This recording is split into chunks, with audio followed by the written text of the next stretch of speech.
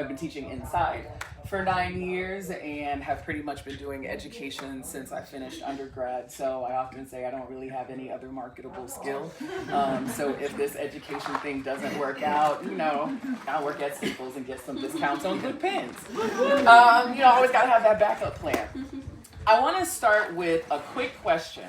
Who here identifies as white? White. Like quite white. Well, maybe not quite white, but white. Do we have to say it that way? No. White? No, that's just for me. Okay. How many of you who identify as white work with people of color? Okay. How many of you who identify as white work with people of color that you have witnessed be humiliated and embarrassed at your job or in the classroom? Okay. How many of you who identify as white stepped into that situation to help your colleague? Okay. We're starting to see a couple of differences. Yeah? Can I answer that question a little bit? Yeah. We're basically, this is a CEO interacting with an incarcerated individual, and we're instructed, at least by our team, as it were, and this is not a blame game thing, that if there's an issue with a CO, that we not get involved. I mean, specifically instructed, and I don't think it necessarily coming from a place of oppressive hierarchy. So just, I don't know if other people have that experience where we would like to step in, but if we step in, then we may be removed from our job next week. I mean, and that's very, very real. How many have kind of been in similar situations? Yeah? I went like this because I think also, and this is more me thing, like in the moment realizing what's happening and having the wherewithal to identify it and do something is always the challenge. Like, oh, something bad's going on. And later you process and you realize, oh, I should have said something. No, you're fine, but I don't always see it. Right. Yeah. So there's a piece about this that's sort of like, how do we process what's going on in the moment? And through that processing, how do we determine how we are going to act, right? As folks who identify as white, you have that luxury. You have that luxury to take that moment and say, oh, if I do anything right now, I could lose my job. And that's not to negate the reality of what that alternative is, but it is to name it. That you are making a choice to preserve yourself over someone else. And to the person that is on the receiving end of that feels oppressive. And I just want people to sit with that for a little moment, right? White folks, white presenting folks, white passing folks have a larger space to make processing decisions. When the nervous system starts to get dysregulated, they have more space to make that decision than the person of color, or whomever is on the receiving end of what is happening. And when we consistently do that, when we consistently become paralyzed by simply the decision-making process itself, we start to dissociate and say, well, that starts to be not my problem. Or we fall back onto, well, I was told not to do the X, Y, and Z, right? But how much does it risk to just kind of stand next to that person physically, to let them know that you are there for whatever they need at whatever time this goes left? What stops you from doing that? Because some of my experiences have been that I will say something that's maybe unpopular. I'm a little bit radical in the school of Fred Hampton, if you couldn't tell.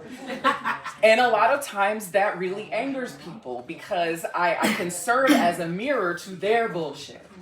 A lot of people know the language of equity. They know the language of anti-racism. But the physicality of it is how do you think about how you put your body on the line for another person? We talk about civil rights. We talk about the sacrifices that our civil rights leaders made or our community leaders made. Do we really understand what those sacrifices were and how they were embodied? What it means to be a part of the boycott and say, I am choosing to walk 7 miles to work all day, walk 7 miles back because this boycott is important. One of the questions we have to ask ourselves when it comes to our proclivity towards upending oppressive structures is, what are you willing to risk? I'm going to ask that again. What are you willing to risk? Anyone? I'm willing to risk my job. Mm-hmm. I am. I've been in that space where I said, hey, will you let my students come in?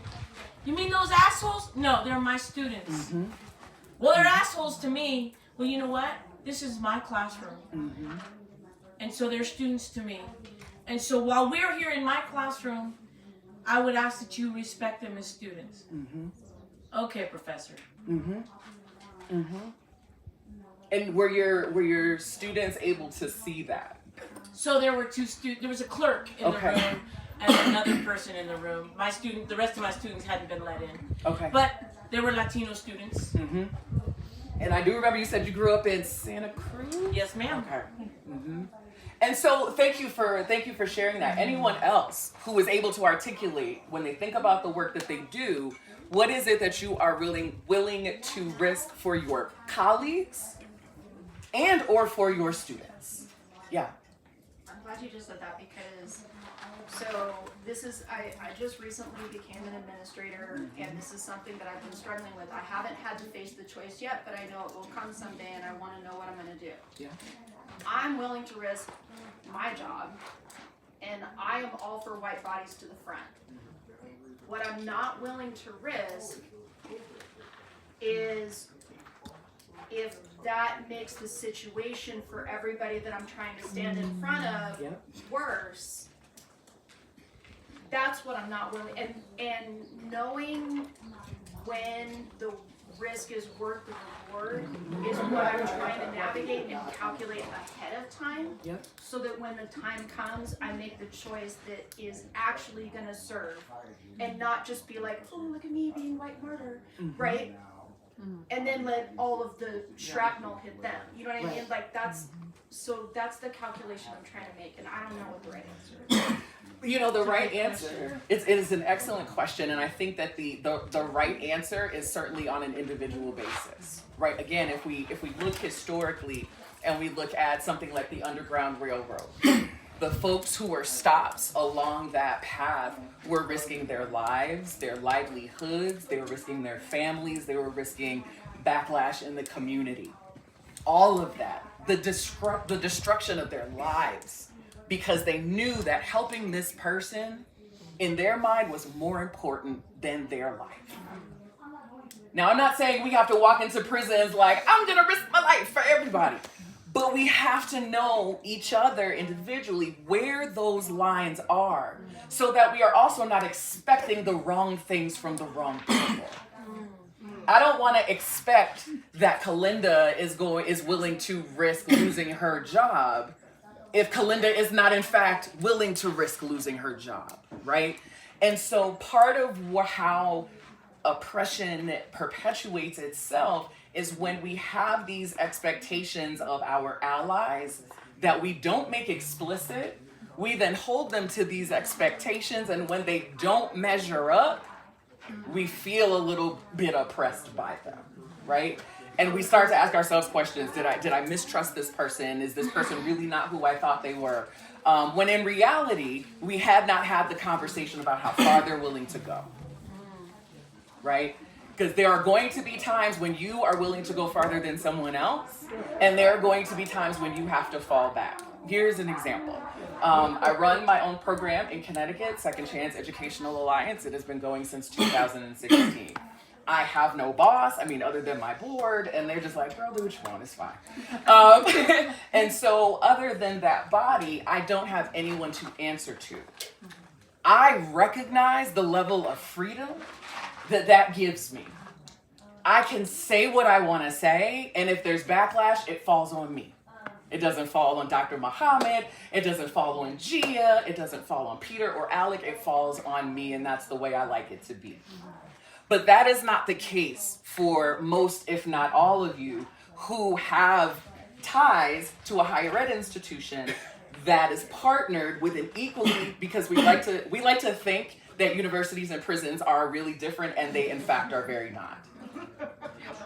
Yeah. Even if we think specifically about the structure of public institutions, and in particular, public systems. So if you look at the UC Cal State system, the university system in Connecticut, wherever you are, whatever your public institution system is, I just lost my train of thought.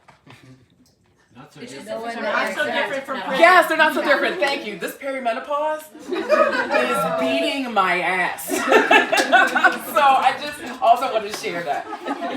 So I apologize, but you're seeing in real time how I function. Happy birthday to me. Happy So if you look at DOC and you look at, like, let's say the University of Michigan system, you have a chancellor over here in Michigan, you've got a commissioner over here. You go to your individual campuses or facilities. Who runs those? The presidents. Who, in DOC language, who runs the facility? The warden. Who's underneath the warden? Vice warden, deputy warden. Who's underneath the president on the campus? Vice president. Then you have what? Department chairs over here. You've got housing unit, block patrol folks over here. Yard captains. Right? And so on down, you see the similarities in the leadership and hierarchical structure. They are identical. And so the same way that you find yourself pushing against oppressive measures and protocols in your higher ed institution are the same ways that you push against the oppressive measures and policies in the DOC. It's also the way you open yourself up. I'm using new language now, thanks to Gia. When you are accessing your ventral vagus system, you are able to come up with a lot of creative ways to get around a lot of the bullshit that the DOCs and the universities present. Any questions so far? Any comments?